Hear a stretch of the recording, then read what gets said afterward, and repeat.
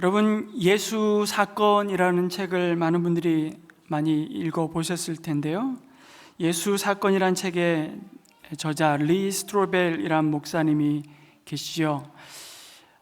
예수는 역사다라는 영화의 주인공이기도 한데요. 이분은 예일대 법대를 졸업하고 아주 냉철한 지성인으로 시카고 트리뷴지의 법률 담당 기자로 일했습니다.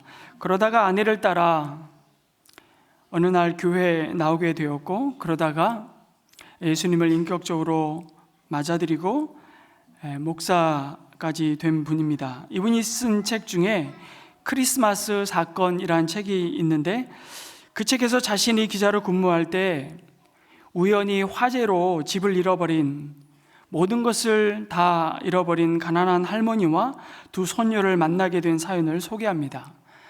퍼펙타라는 이름의 할머니와 두 손녀와의 만남이었는데요. 할머니는 다행히도 아주 작은 아파트로 옮기게 되었고, 취재차 그 아파트를 우연히 방문하게 된 것입니다. 리 스트로벨 목사님이 그때는 주님을 믿기 전이었는데, 퍼펙타 할머니의 집을 방문했을 때의 기억을 회상하며 이렇게 이야기합니다.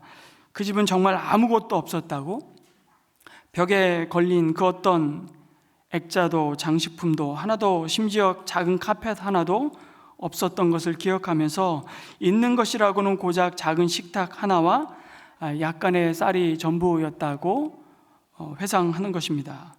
그리고 11살과 13살의 두 손녀가 가진 것은 반팔 원피스 한 벌씩과 둘이 함께 공용으로 입는 얇은 회색 스웨터가 가지고 있는 옷의 전부였다는 것이죠. 화재로 모든 것을 잃어버린 상황. 이 아이들이 한겨울에 학교가 800여 미터 정도 떨어진 그 학교에 갈 때면 중간 지점까지는 동생이 스웨터를 입고 가다가 떨고 있는 언니에게 주며 언니가 학교에 도착할 때까지 그 스웨터를 입었던 것입니다. 그나마 할머니는 관절염이 굉장히 심하셔서 아무 일도 못하는 상황이었는데, 그런데도 할머니는 그 지독한 절망과 이 가난의 상황 속에서 시달리면서도 예수님을 향한 믿음이 흔들리지 않았던 것입니다. 오히려 더 확신에 차서 예수님이 자기들을 버리지 않았다고 굳게 믿고 있었습니다. 기자인 리 스트로벨이 볼 때 이 할머니의 집에서 절망이나 자기 연민 같은 것은 전혀 느낄 수 없었다고, 그리고 오히려 그 집에는 따뜻한 평화와 희망의 분위기가 감돌았다고 회상했습니다. 그리고 이들을 도울 심산으로 기자였던 리 스트로벨이 이 퍼펙타 할머니 가족의 이야기를 기사로 시카고 트리뷴지에 기사로 실었던 것입니다. 그 이후에 바쁜 일상으로 그 만남을 잠시 잊어버리고 있었는데, 그러다가 크리스마스 전날 문득 이 할머니가 생각이 났고 궁금하기도 해서 다시 그 아파트를 찾아갔습니다. 손녀가 열어준 아파트에 들어섰을 때 리 스트로벨은 자신의 눈을 의심했습니다. 기사를 읽은 구독자들이 보내준 선물들이 이 사진에서 보는 것처럼 산더미처럼 쌓여 있었기 때문이죠.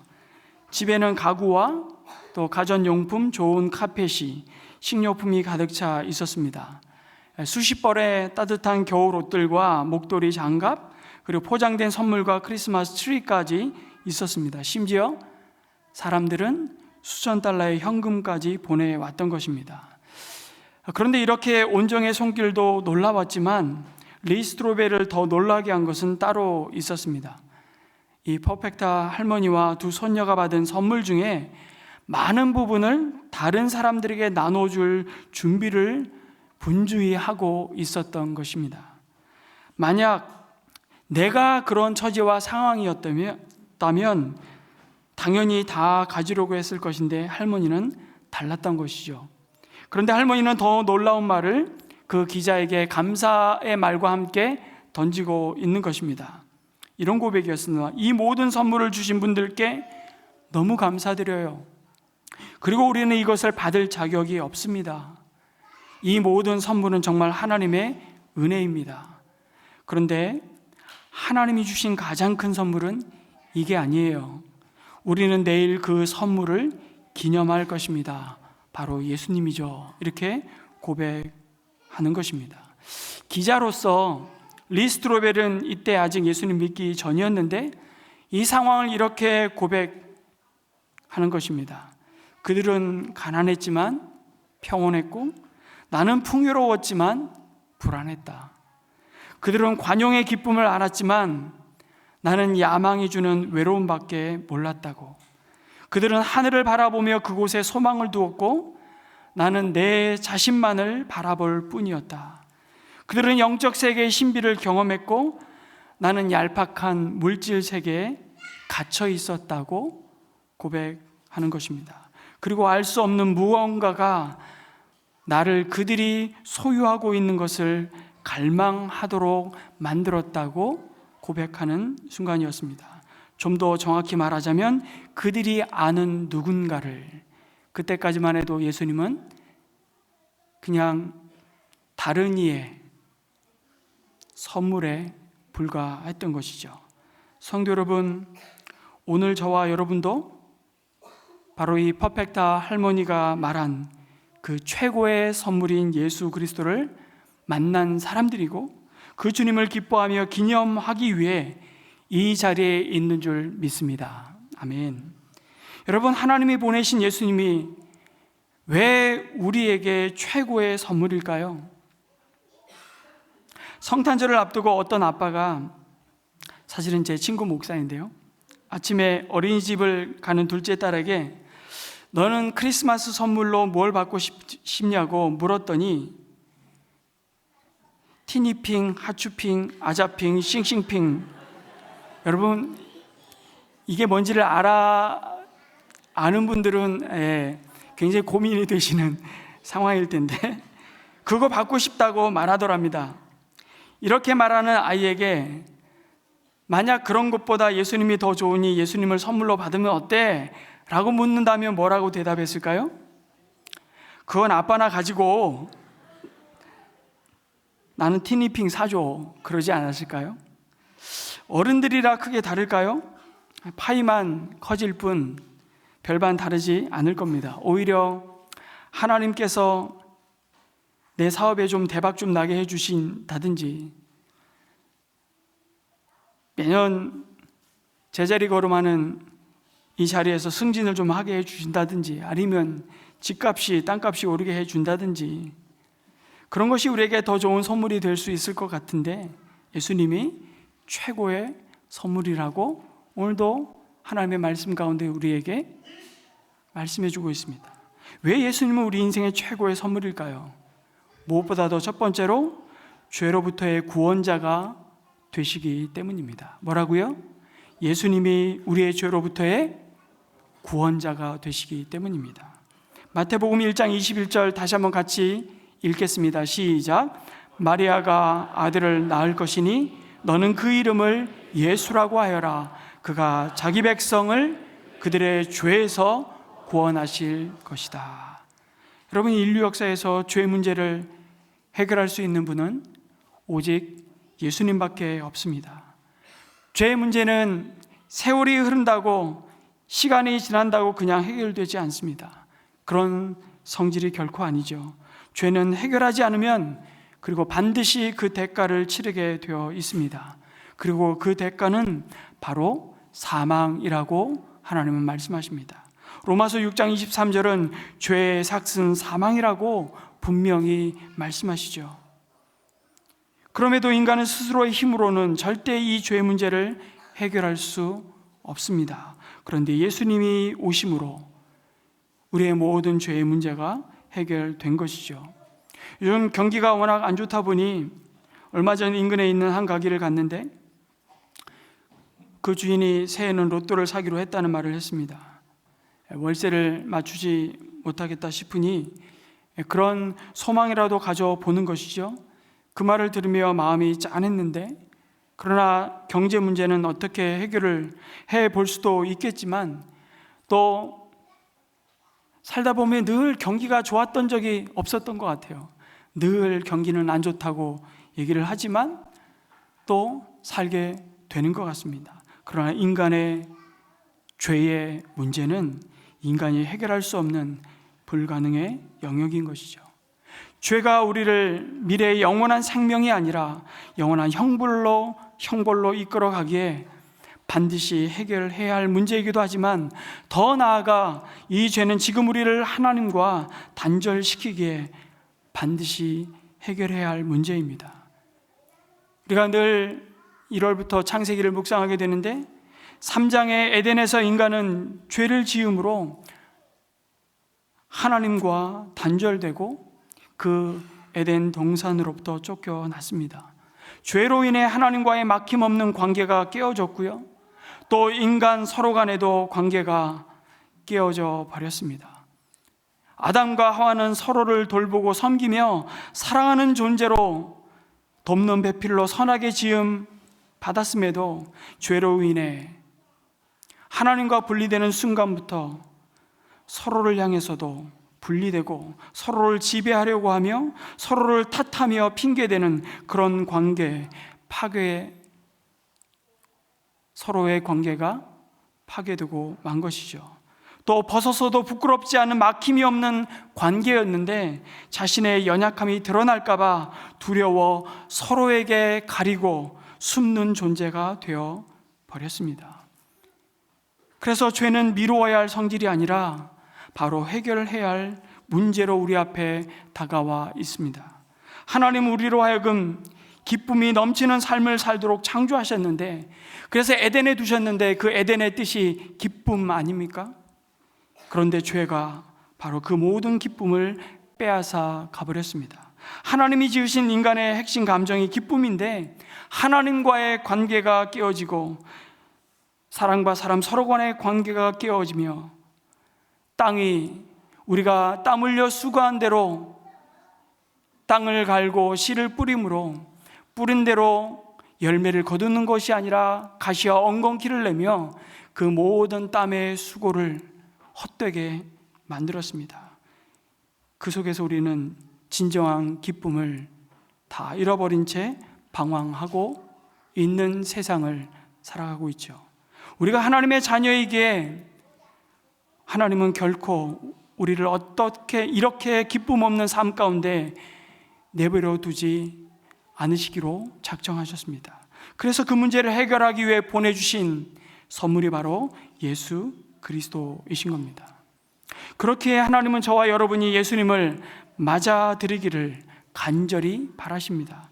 최고의 선물을 누리라고 우리를 초대하십니다. 하나님이 주신 최고의 선물인 예수님께 나아가 우리의 죄의 문제를 고하고 구원해 주시기를 요청한다면, 예수님은 반드시 우리의 삶을 고치시고 회복해 주실 것입니다. 그분이 고치지 못할 사람이 없고 그분이 회복시키지 못할 인생이 없는 것이죠. 어떤 사람이건 예수님께 나아가 그 이름을 부르기만 하면 회복시키실 능력이 예수 그리스도께 있는 것입니다. 그 사실을 오늘 우리에게 왜 예수님이 최고의 선물인지를 두 번째로 말씀하시는 것입니다. 예수님이 최고의 선물인 이유는 예수님이 임마누엘 하나님이시기 때문이죠. 마태복음 1장 23절을 또 한번 같이 읽겠습니다. 시작. 보라, 처녀가 잉태하여 아들을 낳을 것이요 그의 이름은 임마누엘이라 하리라 하셨으니, 이를 번역한즉 하나님이 우리와 함께 계시다 함이라. 이거저로 놀랍게도 여러분, 예수님이 육신의 몸을 입고 이 땅에 오시기 700여 년 전 이사야 선지자 시대에 주어진 예언입니다. 이사야 7장 14절의 말씀의 인용인데, 마치 선물을 미리 알려주시고 싶은 아빠의 마음이 아닐까, 그런 생각을 해보게 됩니다. 예수님의 탄생으로 정확하게 이 예언이 성취되었습니다. 이 말씀처럼 예수님은 임마누엘이십니다. 그 뜻은 하나님이 우리와 함께 계신다. 다시 말해 예수님은 인간의 죄의 문제를 해결하신 것으로 끝나는 분이 아니라 구원하신 그 인생과 영원히 함께 하시는 분이라고 우리에게 약속해 주십니다. 죄 문제 해결했으니 이제 내 할 일 다 했다고 우리 인생에 문제에 손 떼는 것이 아니라 죄 문제 해결된 이후에 그 모든 과정도 함께 하시며 우리의 삶을 이 생에서 본향으로 인도해 가시기까지, 아니 영원토록 함께 하시는 분이 바로 예수님 자신이라고 우리에게 말씀해 주십니다. 여러분, 모든 전자제품 품질 보증 기간이 정해져 있죠. 길어야 1, 2년, 모기업 10년 품질 보장한다고 약속합니다. 그러나 그 이후에는 알아서 고쳐야 합니다. 그런데 예수님의 품질 보증 기간은 영구적입니다. 우리를 향한 죄로 말미암아 오염되고 망가진, 파괴된 우리의 인격과 관계와 우리의 모든 삶을 우리 가운데 오셔서 고치시고 회복시키시고 우리 스스로 해결할 수 없는 죄를 십자가에서 다 해결하심으로 우리의 삶을 하나님께서 끝까지 책임져 주신다고 약속하십니다. 마치 부모와 같습니다. 자식들 키운다고 고생해서 출가시키면 끝난 것 같은데 이제는 손주들 서비스한다고 고생하십니다. 그래서 누군가가 말하기를 자식 걱정은 눈에 흙이 들어가야 끝난다고 하지 않습니까? 우리의 아버지 되시는 하나님이 이 땅에서 우리 눈에 흙이 들어갈 때까지 뿐 아니라 천국에 가서도 영원히 함께 하시는 분이심을 믿습니다. 한 번 구원받았으면 여러분 이제 빠져나갈 수 없는 것입니다. 이 말이 무서우신가요? 그렇다면 아직 신앙이 없는 겁니다. 여러분 옆에 분들에게 이렇게 한번 인사했으면 좋겠습니다.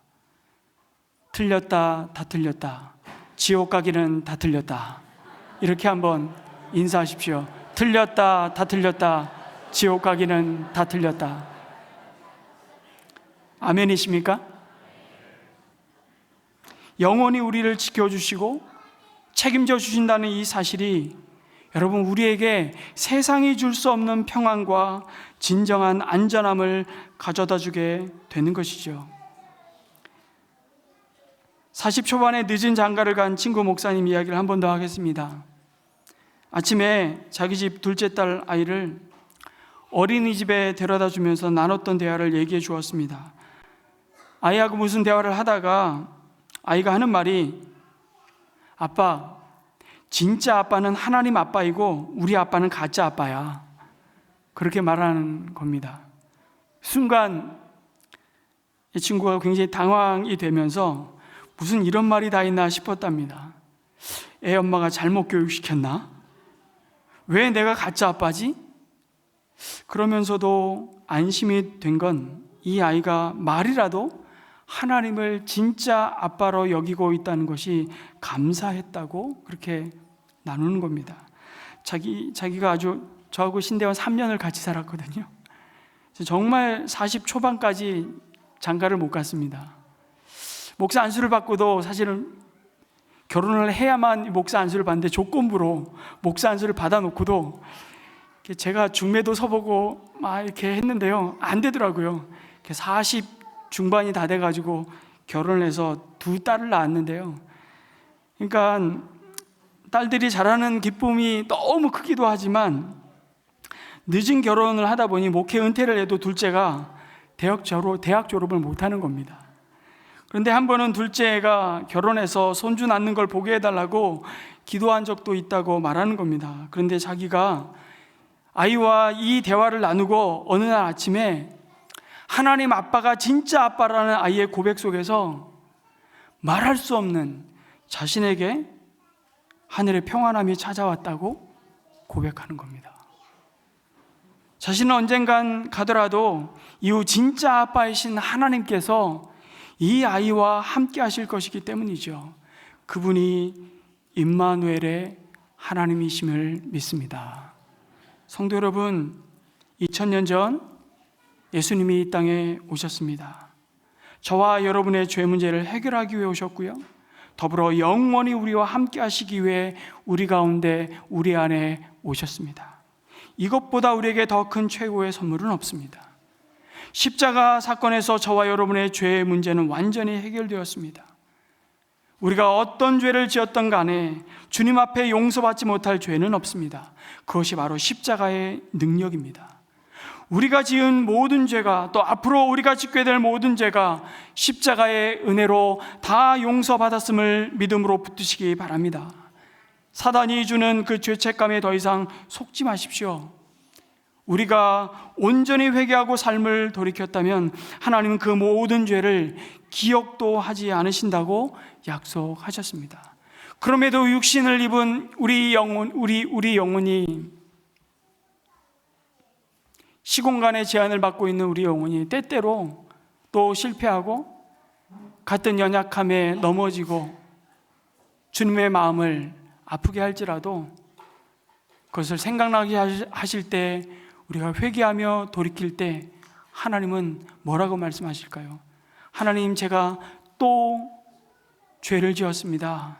그럴 때 하나님이 하시는 말씀이 있습니다. 기억하십시오. 또라니. 회개했을 때 하나님은 기억 안 하신다고 하셨잖아요.